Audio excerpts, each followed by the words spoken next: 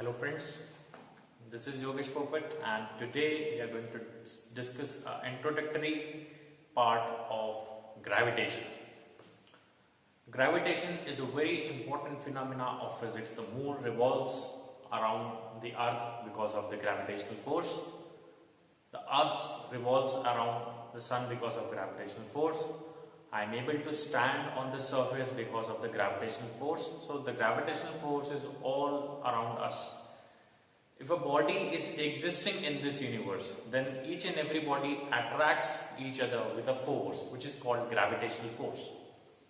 So today we are going to discuss about the magnitude of gravitational force, on which factors the magnitude of gravitational force depends, and with the help of Newton's law of gravitation we will be able to understand the mathematical part of gravitational force.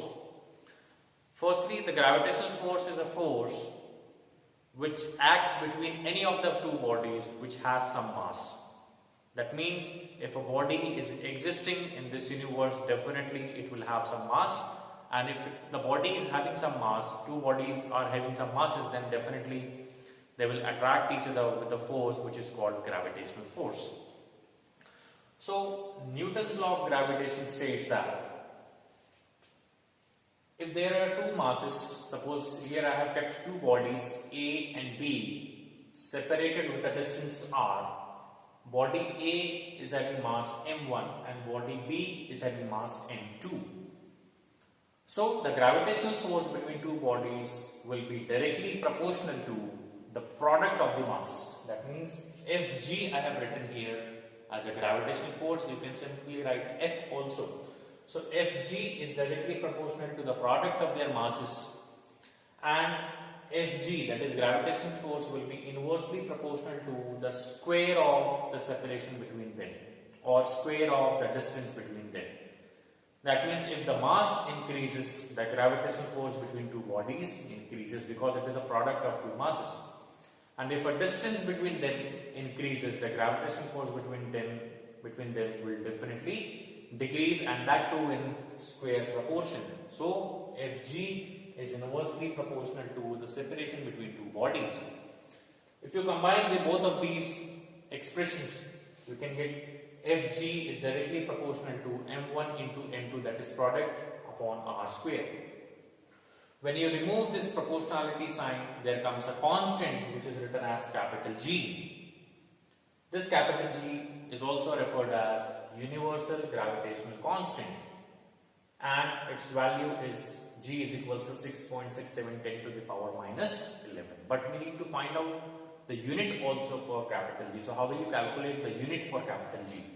From this formula, if you can write here, G is equals to capital G can be written as Fg into r square upon m1 into m2. So if you put the SI units of all the respective terms, Fg is a force, so SI unit will be Newton. R is the distance, so SI unit will be meter. It is a square, so this will be meter square. Upon m1 into m2, that is both are masses, so kg into kg. SI unit for mass is kg, so this will be kg square. So the SI unit for capital G we got Newton meter square per kg square. So this is the SI unit for universal gravitation constant, that is capital G. So this is all about the Newton's law of gravitation. We have found the magnitude of the gravitational force. Maybe in the next class we will have a discussion on the direction of the force, because force is a vector quantity. So we need to find out the magnitude as well as the direction of gravitational force. So gravitational force is an attractive force between two bodies. It is directly proportional to the product of their masses and inversely proportional to the square of the distance between them. And Fg ultimately can be written as G m1 m2 upon r square, where G is universal gravitational constant, m1 and m2 are the masses of the two respective bodies, and r is the separation between two bodies. But when multiple bodies are kept near each other, then there comes a vector calculation that we have to understand. We will discuss in the next part. Thank you so much. See you in the next class.